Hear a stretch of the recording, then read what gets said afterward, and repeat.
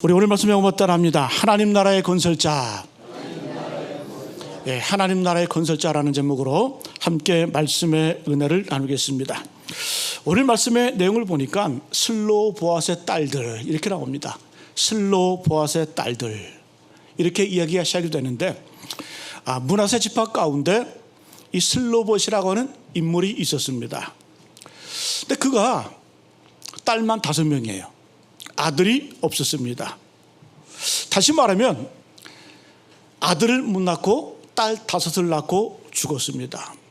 그 다음에 벌어지는 일이 바로 오늘 말씀의 내용인데, 그 당시의 관습법은 이 아들에게만 재산이 상속이 됩니다. 딸들에게는 재산 그리고 땅 분배가 가능하지가 않았습니다. 또 오늘 말씀 내용 보니까 이 딸들이 똑똑했던 것 같아요. 5명의 딸들이 이 모세와 또 제사장 엘르아살과 온 회중에게 이제 나와서 요구를 하는 거예요. 오늘 여러분 이 5명의 딸들 이름이 기록되어 있죠. 말라, 노아, 호글라, 밀가, 디르샤. 이 5명의 이름이 언급되고 있는데, 이 5명의 딸이 와가지고 모세에게 공개적으로 요구합니다. 아니, 딸들에게도 상속을 해달라. 땅도 달라. 왜 딸들이라고 차별을 하느냐? 여러분, 이 당시에는 이런 말은, 요구는 상상할 수도 없는 그러한 요구입니다. 그런데 여러분, 이렇게 슬로보앗의 딸들이 요구를 하니까 이 모세가 참 신중해요. 모세는 이 말을 무시하지 않고 이걸 가지고 하나님 앞에 나아가서 기도합니다. 5절에 보니까 이렇게 되어 있죠. 모세가 그 사연을 여호와께 아뢰니라. 하나님께 기도하러 나갔다는 거예요. 무슨 여자가 이렇게 함부로 판단하는 것이 아니라 곰곰이 생각해보고 신중히 판단을 해서 하나님께 나아가 기도를 합니다. 그랬더니 하나님의 응답이 7절에 하나님 이렇게 말씀하죠. 슬로보앗 딸들의 말이 옳다.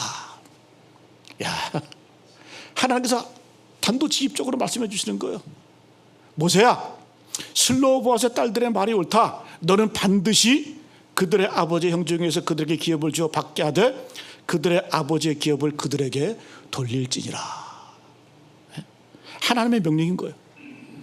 여러분, 이 시대 이 사건으로만 끝난 것이 아니라 우리 마지막 11절에 보니까 뒷부분에 나 여호와가 너 모세에게 명령한 대로 이스라엘 자손에게 판결의 규례가 되게 할지니라.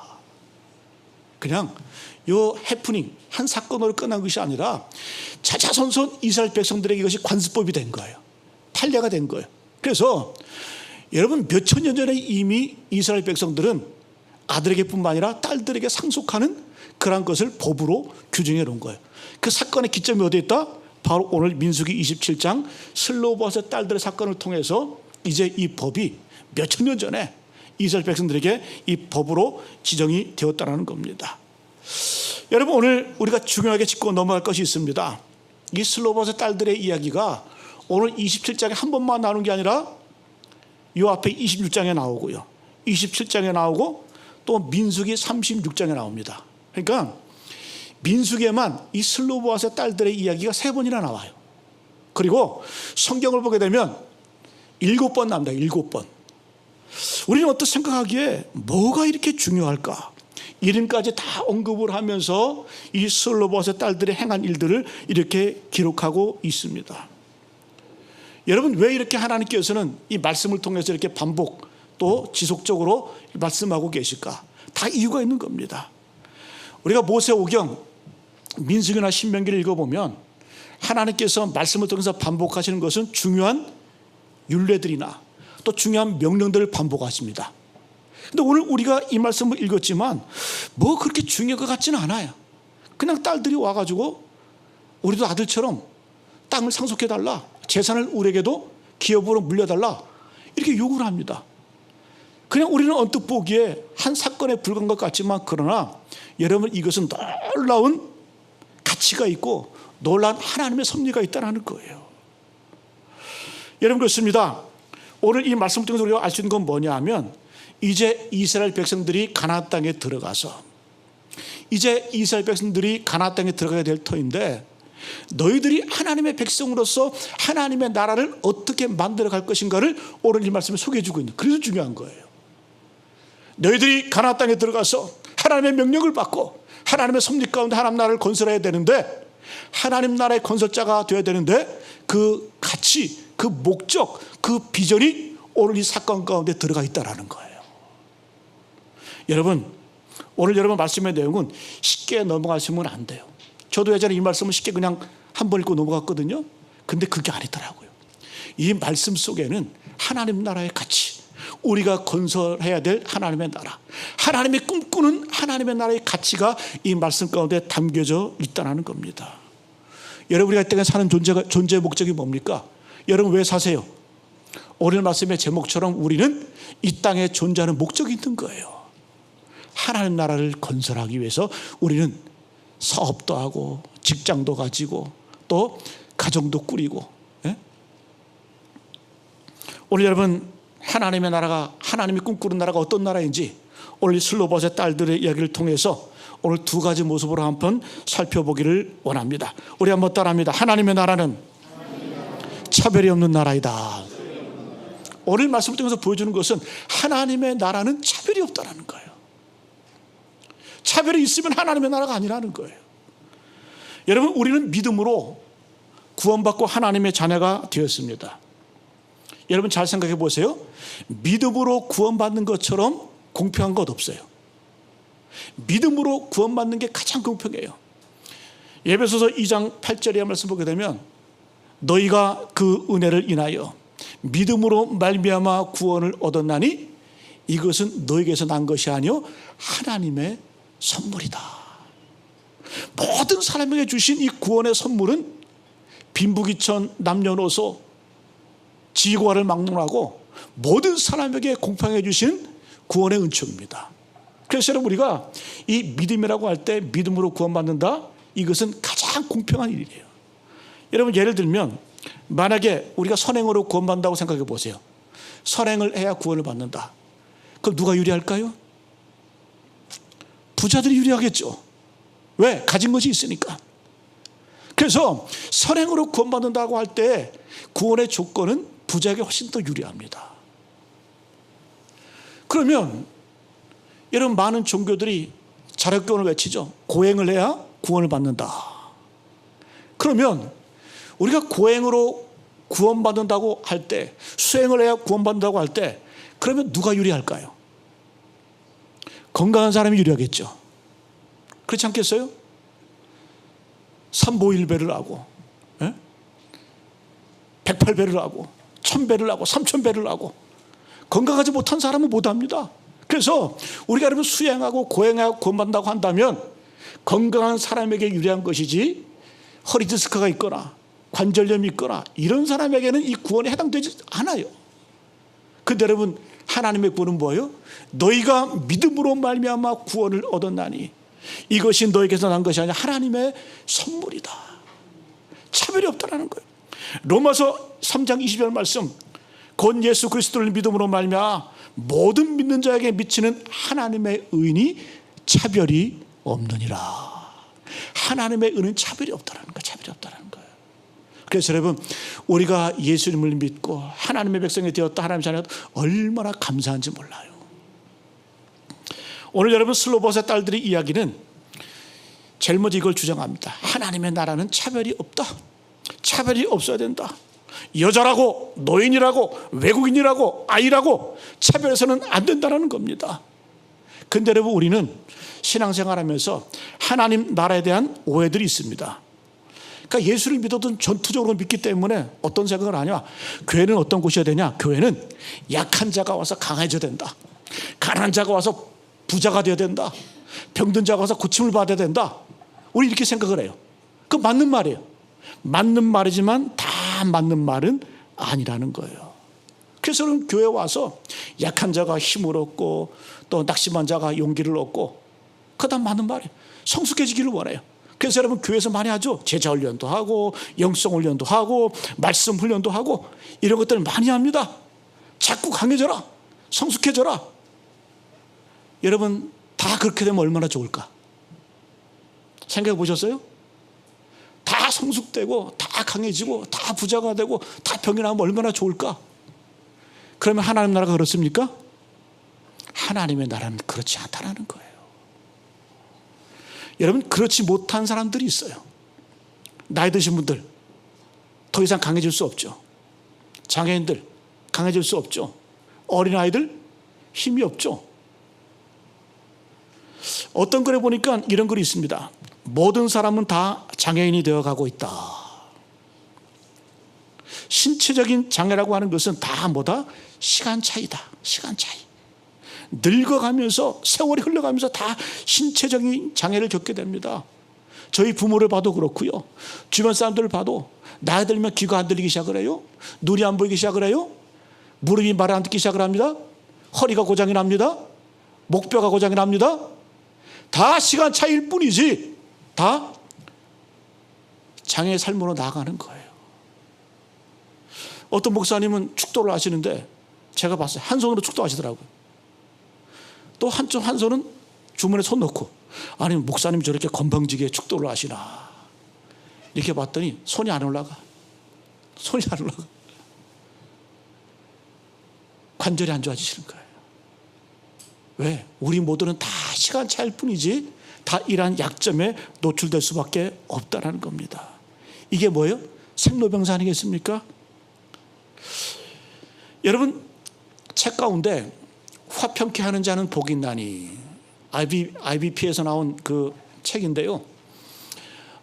두 분이 대화하는 그 책 내용입니다. 화평케 하는 자는 복이 있나니. 참 유명한 책인데, 토론토에 가면 이 라르시 공동체가 있습니다. 이 라르시 공동체, 헨리 나우엔이 거기 가서 치유받고 또 그리고 회복된 그런 공동체인데요. 이걸 세우신 분이 누구냐면 장 바니에르라는 분이 계세요. 그리고 기독교 윤리학 가운데 유명한 스탠리 하우어워스라는 분이 계시는데요. 이 책 내용에 두 분이 대화를 하는 거예요. 근데 그 두 분이 대화를 하는 가운데 이 주제를 가지고 대화합니다. 천국이란 무엇인가? 하나님 나라는 무엇인가? 이렇게 대답을 합니다. 그런데 이 그분들의 대화를 제가 읽으면서 머리를 꽝 때리더라고요. 우리는 생각할 때 천국은 병든 자가 고침을 받고 가난한 자가 부유해지고 낙심한 자가 힘을 얻고, 그런데 장반이라는 분이 이렇게 얘기해요. 천국은 뭐다? 병이 있어도 나을 수 있는 곳이 천국이지만 천국은 병이 있어도 불편하지 않은 곳이 천국이다. 다시 한번요. 천국은 병이 나을 수도 있는 곳이 하나님 나라이지만 병이 있어도 불편하지 않은 곳이 하나님 나라다.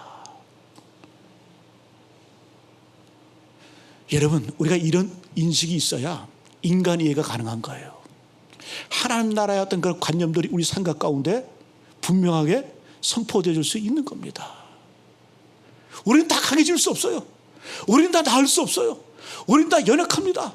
우리 가운데 강한 자도 있고 연약한 자도 있고 부한 자도 있고 비천한 사람도 있습니다. 그러나 그 모든 사람이 한데 어울려서 차별 없이 불편함 없이 어울리시는 곳이 어떤 곳이다? 그것이 바로 하나님의 나라라는 거예요. 여러분, 가난한 사람들이 다 부자 되는 곳이 천국이 아니라 가난해도 불편하지 않는 곳이 천국입니다. 그것이 교회입니다. 그것이 바로 이 땅에 실현될 하나님의 나라인 줄로 믿습니다. 그리고 많이 배우지 못해도 부끄럽지 않고 불편하지 않은 곳이 바로 하나님의 나라인 줄로 믿습니다. 이게 바로 하나님이 꿈꾸는 나라이고 우리가 꿈꾸는 나라인 줄로 믿습니다. 여러분, 하나님 나라의 모습을 이사야 11장에 잘 보여주고 있어요. 제가 읽어드릴게요. 이사야 11장 6절로 9절 말씀. 그때 이리가 어린 양과 함께 살며 표범이 어린 염소와 함께 누우며 송아지와 어린 사자와 살찐 짐승이 함께 있어 어린아이에게 끌리며 암소와 곰이 함께 먹으며 그것들의 새끼가 함께 엎드리며 사자가 소처럼 풀을 먹을 것이며 젖먹는 아이가 독사의 구멍에서 장난치며 젖된 어린아이가 독사굴에 손을 넣을 것이리니. 그러면서 하는 말씀. 내 거룩한 산 모든 곳에서 해됨도 없고 상함도 없을 것이니 이는 물이 바다를 덮음같이 여호와를 아는 지식이 세상에 충만할 것임이니라. 할렐루야. 여러분, 하나님의 나라를 이사야는 환상으로 보고 있는 거예요. 하나님 나라는 어떤 곳이다? 이리와 어린 양이 함께 사는 곳이에요. 표범과 어린 염소가 함께 누우며, 여기 함께 살며, 함께 누우며, 함께 있고, 함께 엎드리며, 함께라는 말이 많이 나와요. 연약한 자, 가난한 자, 부한 자, 배운 자, 못 배운 자, 함께 차별 없이 구분 없이 함께 할 수 있는 것이 바로 하나님의 나라라는 거예요.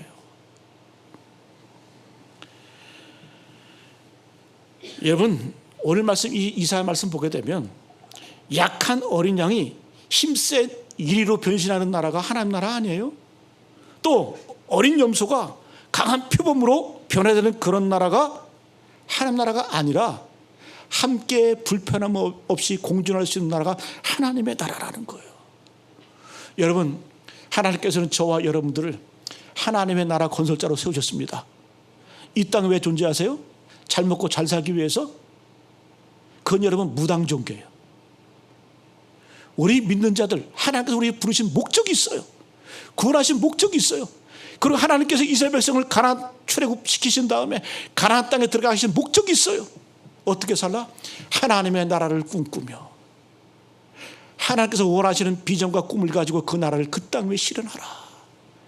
바로 저와 여러분들에게 오늘날 우리에게 주시는 하나님의 꿈인 줄로 믿습니다. 여러분, 하나님 나라의 건설자가 되시기를 간절히 축복합니다. 여러분, 하나님의 나라는 작은 실천, 작은 노력으로 이루어지는 겁니다. 작은 것부터 시작하는 거예요. 우리가 에티켓이라고 말할 때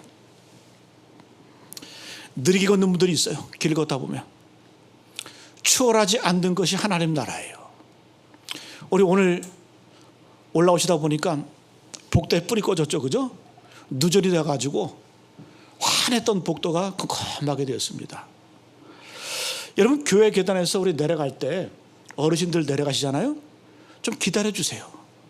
1분이고 2분이고. 그게 뭐다? 하나님 나라예요. 함께 불편함이 없이 함께 살 수 있는 거. 어른들은 그런 얘기 하더라고요. 젊은 사람들이 막 뛰어오면 공포를 느낀대. 예? 우리 애들, 여러분 고등학생들, 젊은 사람들 뛰는 거 보면 말처럼 뛰잖아요. 근데 여러분, 어르신들은 걸어가다가 젊은 사람들이 막 그렇게 뛰어오면 공포를 느낀대. 또 계단 같은 데서 막 그렇게 뛰어 압축해 가면 공포를 느낀대. 여러분, 이 작은 실천, 작은 배려가 있어야 돼요. 저도 새벽기도 나올 때에 여름에는 뭐 환하지만 겨울에는 컴컴하거든요. 5시 반, 뭐 5시쯤 되면 돼도. 근데 이렇게 가보면 여자분들이 이렇게 운동하러 간 분들이 계세요. 그럼 일부러 인기척을 해요. 기침소리를 낸다든가. 왜? 무섭잖아요. 그죠? 남자들이 그런 무섭잖아. 여러분, 여러분들 삶의 자리에서 작은 노력, 작은 실천들이 하나님의 나라를 만들어 가시는 줄로 믿습니다. 어디 가서 음식을 먹어도 서빙하는 분들에게 여러분 10,000원짜리 팁도 좀 주세요. 함께 기뻐하고 함께 즐거워하고 함께 나누는 거 아니에요? 예수 믿으면, 하나님 믿는 사람들은 좀 어디 가서 채소를 사도 깎지 마세요. 좀 푸하게 베풀어주고. 여러분, 하나님 나라는 함께 공존하고 함께 더불어 사는 곳입니다. 그래서 여러분, 슬로보아스의 딸도 살 수 있는 나라, 슬로보아스의 딸들도 하나님 나라 안에서는 기업을 받을 수 있고 땅도 받을 수 있는 그곳이 바로 하나님의 나라라는 겁니다. 그것을 바로 우리에게 보여주고 있습니다. 여러분, 이런 나라를 꿈꾸시고 우리 삶 가운데 구체적으로 실현할 수 있는 우리 모두 되시기를 간절히 축복합니다. 우리 한번 따라합니다. 하나님 나라의 건설자로 교육하라. 우리가 이 땅을 살아갈 때 우리 자녀들뿐만 아니라 우리 자신들도 하나님 나라의 건설자로 교육이 돼야 됩니다. 교육이 돼야 돼요. 오늘 여러분, 이 당시의 법은 이 유산은 아들에게만 상속이 됩니다. 딸들에게는 상속이 되지 않습니다. 또 이 가나안 땅에 들어가서 땅 분배를 받을 때에도 이건 남자들에게만 해당되는 것이지 딸들에게는 아무런 소용이 없습니다. 그러니까 이 슬로봇의 딸들은 가나안 땅에 들어가도 희망이 없는 거예요. 소망이 없는 거예요. 아니, 가나안 땅을 희망의 땅이라고 말하고 소망의 땅이라고 얘기를 하는데 하나님 나라의 건설을 이야기하는데 이 여자들에게는, 딸들에게는 해당 사항이 없는 거예요. 민수기에 보게 되면 인구조사를 두 번 합니다. 첫 번째 민수기 1장에서 인구조사를 하고요. 그리고 26장에서 2차 인구조사를 하게 됩니다. 그런데 목적이 달라요. 첫 번째 인구조사는 하나님께 제사 드리기 위해서, 또 전쟁에 나가기 위한 숫자를 세기 위해서 인구조사를 했습니다. 그런데 이 마지막 26장에서의 인구조사는 목적이 다릅니다. 땅 분배를 위해서, 땅 분배를 위해서 인구를 숫자를 세는 거예요. 그런데 여기에 들어가지 않는 사람들은 바로 여자들이에요. 슬로봇의 딸들은 해당되지가 않습니다. 그래서 이 문제를 가지고 보통 사람과 어때요? 보통 사람 같으면 그냥 운명이다, 내 운명이다, 숙명이다 받아들이겠죠. 그러나 여러분, 이 딸들은 그렇지 않아요. 5명이 함께 가서 모세에게, 제사장 엘리야에게 가서 또 회중 앞에 서서 우리 딸들에게도 땅을 달라, 기업을 달라. 그런데 여러분, 주장하는 게 참 당당하잖아요. 3절과 4절에 보니까 요약하면 이겁니다.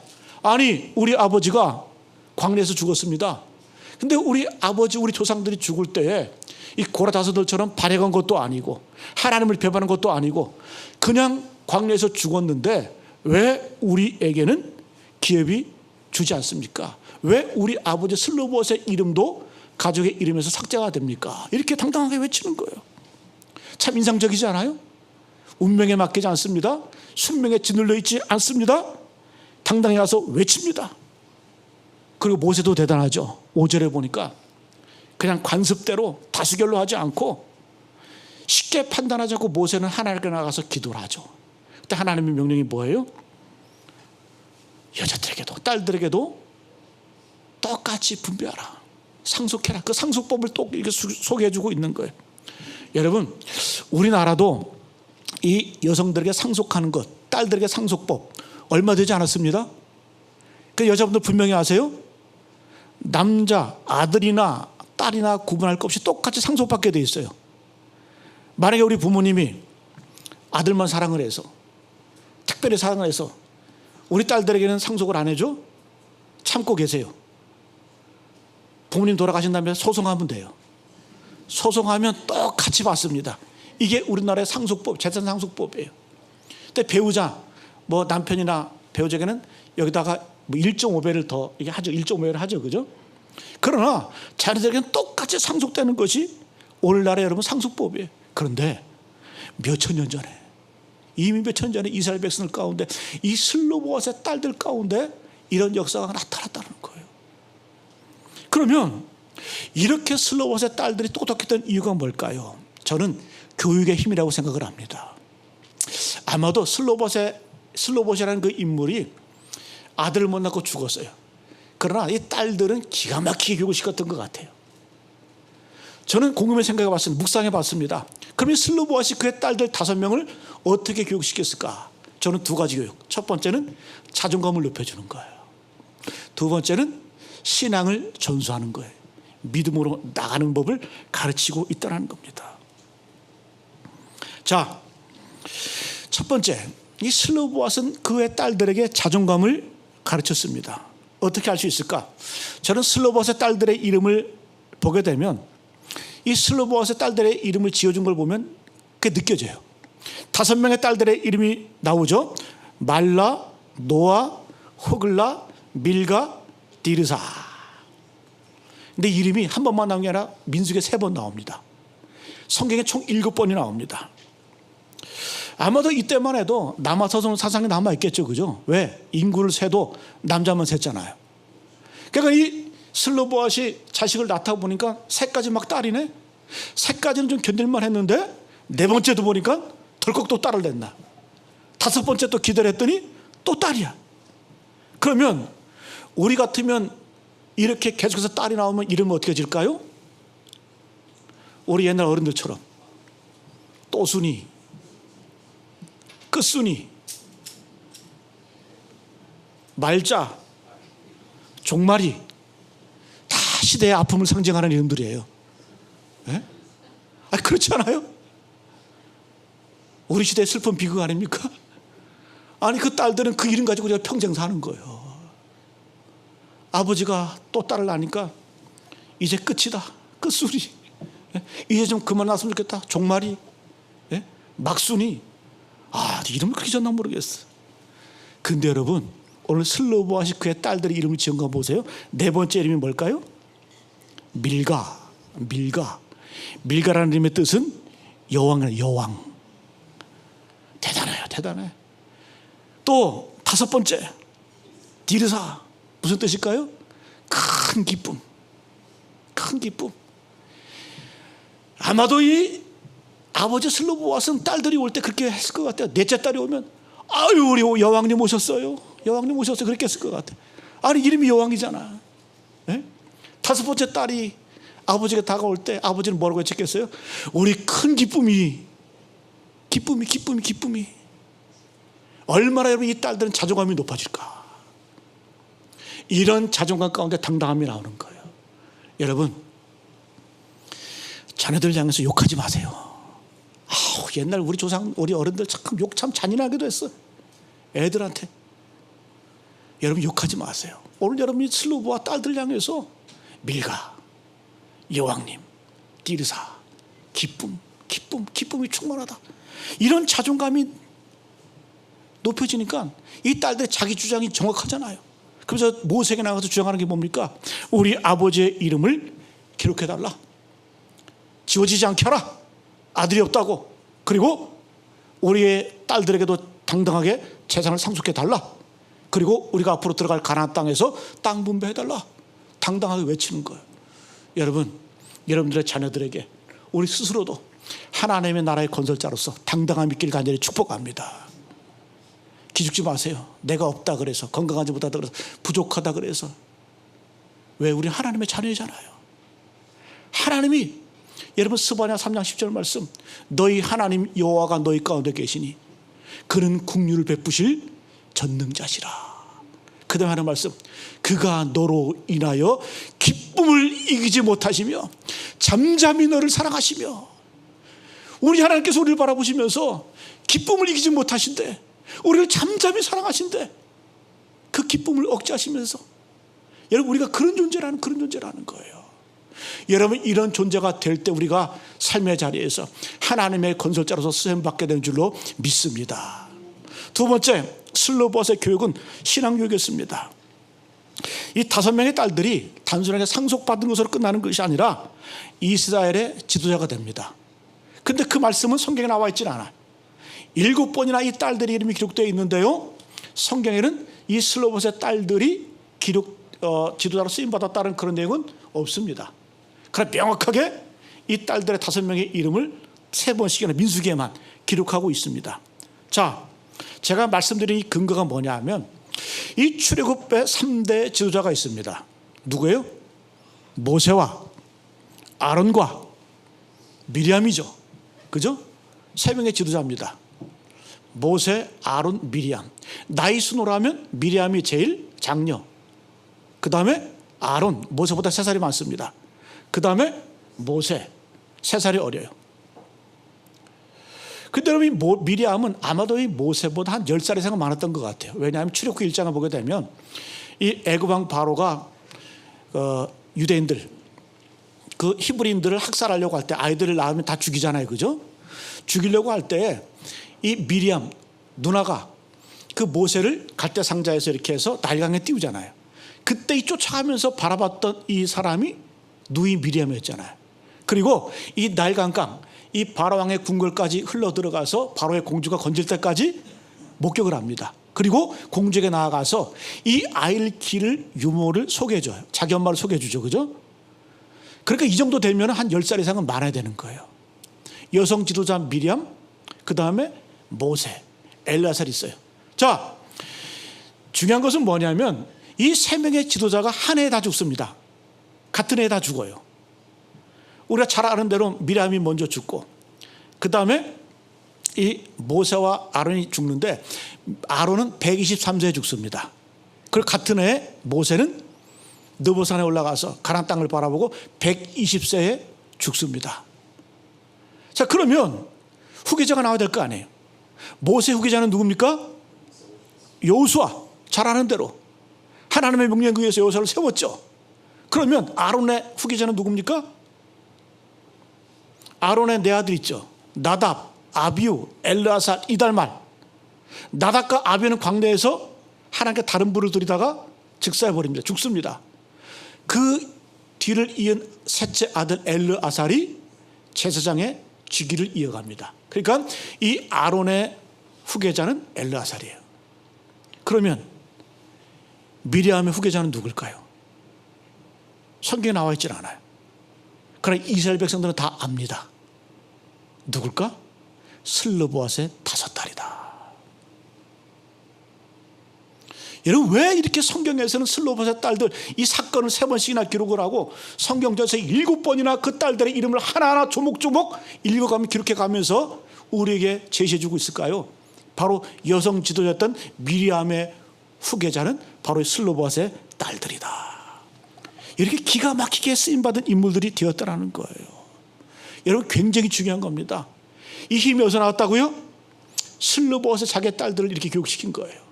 첫 번째는 하나님의 자녀로서의 자존감, 하나님의 백성으로의 자존감. 두 번째는 너희들은 하찮은 존재가 아니야. 하나님이 너희를 기뻐하신다. 하나님이 너희를 기뻐하신다. 사랑하신다. 이런 믿음의 어떤 그런 당당함, 자존감을 세워주기 때문에 당당하게 주장해 나갔어요. 이 법으로 정해지는 거 아닙니까? 딸들에게 된 상수법들이. 여러분, 오늘 이 땅을 살아갈 때 여성뿐만 아니라 좀 소외되고 좀 가난한 사람이라 할지라도 여러분 당당한 자부심 있기를 축복합니다. 나는 하나님 나라의 건설자다. 그래서 여러분, 하나님 앞에서 핑계 대시면 안 돼요. 나는 약해, 나는 부족해, 나는 인생의 악조건이야. 아니에요. 슬로보앗의 딸들도 해냈잖아요. 이 당시에 정말 가망 없는 이 슬로보앗의 딸들도 이런 일들을 하잖아요. 그래서 우리는 핑계 대지 말라라는 거예요. 여러분, 이 땅을 살아갈 때 하나님 나라의 건설자로서 이 땅을 승리하며 나시기를 축복합니다. 여러분, 우리가 이 땅을 사는 목적이 무엇입니까? 최고의 복이 뭐예요? 잘 먹고 잘 사는 것? 그거 아니에요. 우리 인생의 최고의 복은 제가 말씀드렸다시피 하나님의 꿈이 내 꿈이 되고 하나님의 비전이 나의 비전이 되는 게 우리의 최고의 복이에요. 자, 그러면 하나님의 꿈은 뭘까요? 알아야 되잖아요. 하나님이 꿈꾸는 나라는 어떤 나라예요? 모세 오경 토라의 말씀의 요약이 뭡니까? 미슈파트와 체다카. 미슈파트는 뭐예요? 사법적인 정의. 두 번째는 체다카, 사랑, 공의를 말하죠. 정의와 공의가 흐르는 땅. 쉽게 말씀드리면 이 땅에서 가난한 자가 없게 하라, 억울한 자가 없게 하라. 미슈파트, 사법적인 정의, 억울한 자가 없게 하라. 그 다음에 체다카, 공의, 가난한 자가 없게 하라. 뭐가 어렵습니까? 여러분, 이 땅을 살아갈 때 옆 사람 피를 나게 하지 마세요. 하나님의 뜻이 아닙니다. 하나님의 나라가 아닙니다. 서로 세워주고 함께 공존하고 함께 살고 가난하고 부족해도 병들어도 불편함이 없는 나라, 그 나라가 하나님의 나라인 줄로 믿습니다. 여러분들의 가정에서, 직장에서, 삶의 자리에서 이 하나님 나라를 선악할 수 있는 거룩한 하나님의 나라의 건설자 되시기를 간절히 축복합니다.